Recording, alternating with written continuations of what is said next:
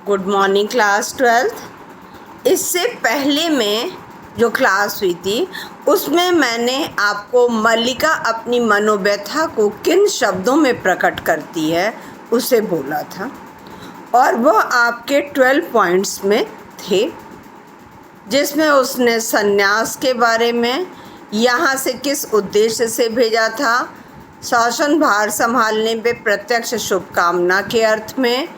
Next उसने बोला था कि तुम मेरे जीवन में सदा बने रहे और मेरे जीवन का जो सार्थक था कि तुम्हारी कुछ जीवन की उपलब्धियां थीं, लेकिन आज ये सुनकर के मुझे लग रहा तुम मेरे जीवन को निरर्थक कर दोगे। नेक्स्ट उसने बोला तुम जीवन से तटस्थ हो सकते हो किंतु मैं तो वह भी नहीं हो सकती, जो कि आपने बच्चे की जिम्मेदारी अब देख ली थी। क्या तुम मेरे जीवन को मेरी दृष्टि से देख सकते हो कि मैंने ये जीवन के ये जो वर्ष थे वह कैसे व्यतीत किए, क्या से क्या हुई, क्या क्या मैंने देखा। साथ ही साथ उसने उस बच्ची पालने की तरफ संकेत करके कहा कि यह मेरे अभाव की संतान है। अब अभाव की संतान क्यों कहा था ये मैं आपको स्पष्ट कर दूं कि जो भाव तुम थे, अर्थात मेरे हृदय में तुम्हारे लिए जो भावना थी उस भावना में किसी और का अधिकार नहीं, लेकिन उसी भावना को एक अभाव का कोष्ठ माना और उस अवकोष्ठ माने खजाना, और उस अभाव रूपी खजाने में न जाने कितनी कितनी आकृतियां हैं।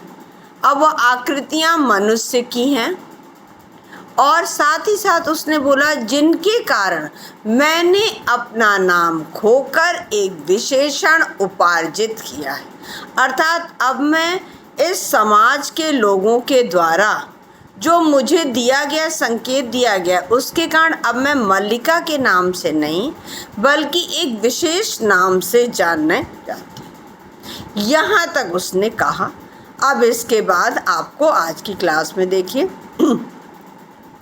किवाड़ बंद करके आसन की ओर लौट पड़ती है। व्यवसायी कहते थे, अर्थात जिन द्वितीय अंक में व्यापारियों से वह पुस्तक मंगाती थी उनसे अब बोल रही है। क्योंकि याद होगा निक्षेप ने कहा था कि जब वो कहती है ना वहाँ जा कर के वह रचना करने लगे और ये समझाए, तो वो कहती है ना और भी बहुत सी बातें सुनने को मिलती। तो कहती है जब व्यक्ति उन्नति करता है तो उसके नाम के साथ कई तरह के अपवाद जुड़ जाते हैं। उस समय तो उसने निक्षेप क्योंकि हम जिस व्यक्ति के बारे में, हमें जो व्यक्ति पसंद है उसके बारे में हम किसी दूसरे के व्यक्ति के द्वारा कही गई कमियों को स्वीकार नहीं करते हैं।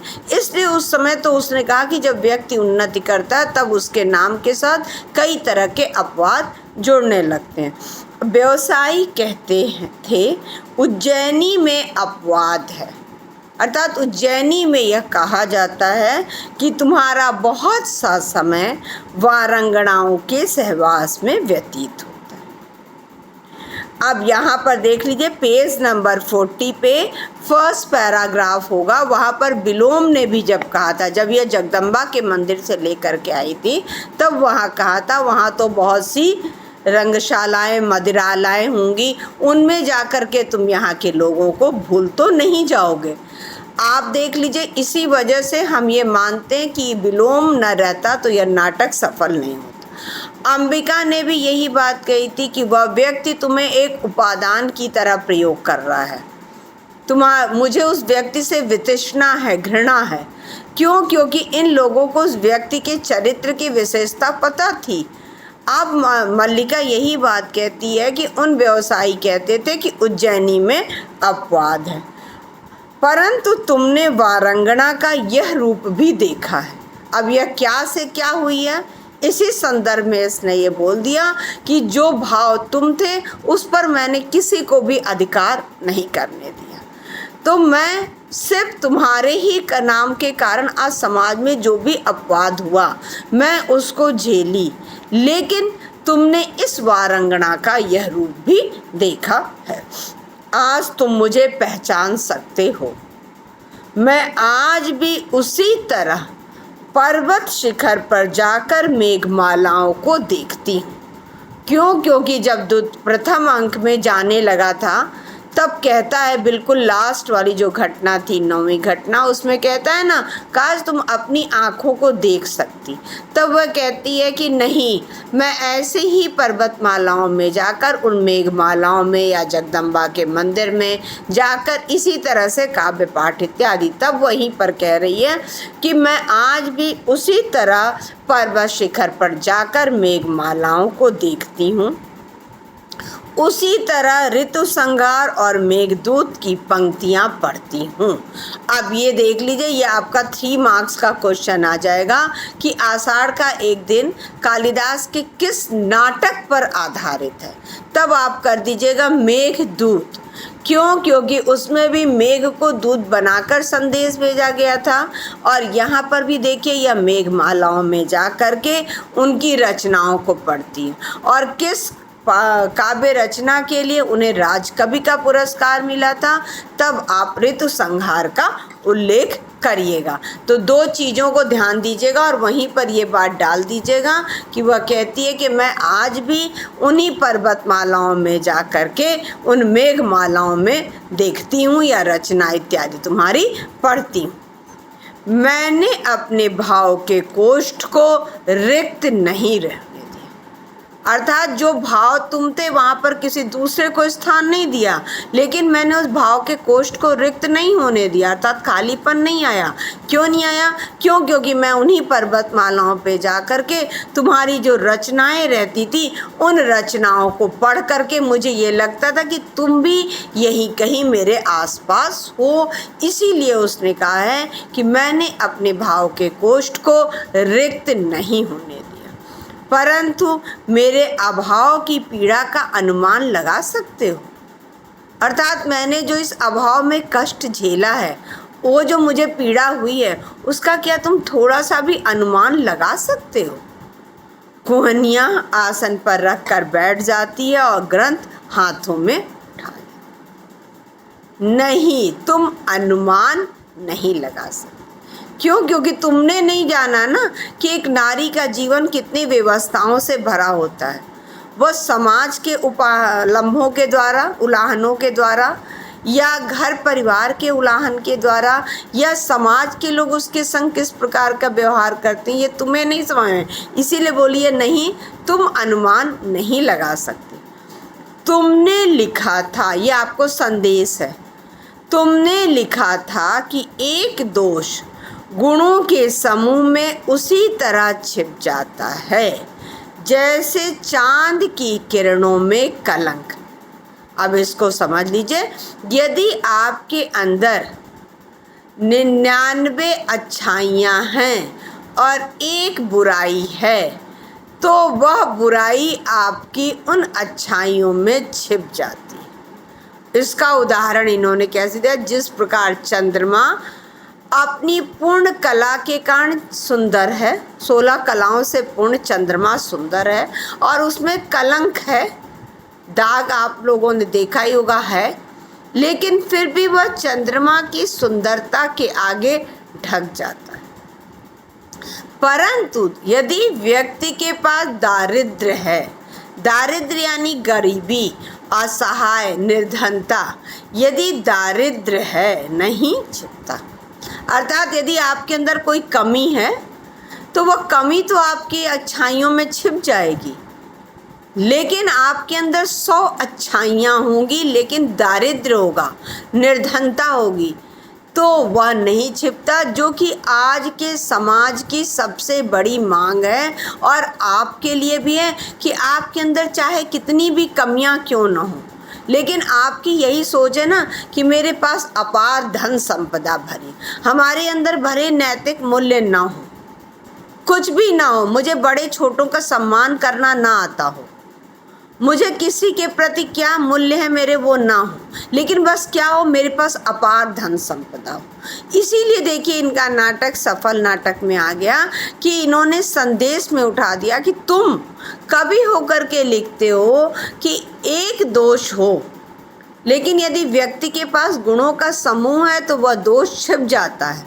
और तुमने उदाहरण क्या दिया? चंद्रमा का दिया।